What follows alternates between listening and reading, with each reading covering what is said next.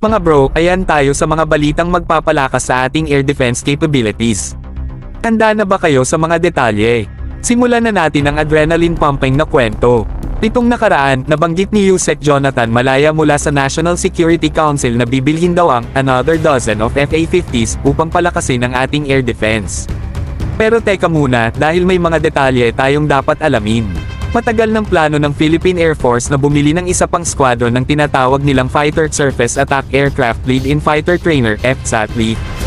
Ang mga ito ay mga light combat aircraft tulad ng napakagaling na KF-A-50 Fighting Eagle, HAL Tejas, at iba pang mga maliit na fighters. Pero heto ang nakakaintriga. Baka ginamit lamang ni Yusek Malaya ang term na FA-50 upang tumukoy sa multi-role fighters tulad ng pambihirang F-16 Fighting Falcon Viper at ang sleek na JAS-39 Gripen na bibilhin sa ilalim ng ibang proyekto. Ang galing nga naman. Ngayon, eto ang twist. Pina-market ng kayang FA-50 bilang alternatibo sa multi-role fighters. Sinasabi nilang ang budget para sa isang squadron ng 12 hanggang 14 na multi-role fighters ay maaaring magamit upang makabili ang Philippine Air Force ng 24 upgraded FA-50 Block 20 light combat aircraft. Kaya mga bro, habang binubuo natin ang mga pangyayari, manatiling bukas ang ating isipan sa lahat ng mga exciting na posibilidad.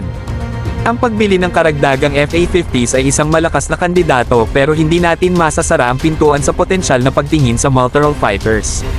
Ito ay tungkol sa pagiging bukas sa mga opsyon at pagtuklas ng tamang daan patungo sa hinaharap. Manatili dahil patuloy nating susundan ang kahangahangang paglalakbay na ito ng ating air defense. Ang hinaharap ay puno ng mga sorpresa at nandito kami upang maghatid sa inyo ng pinakabagong balita.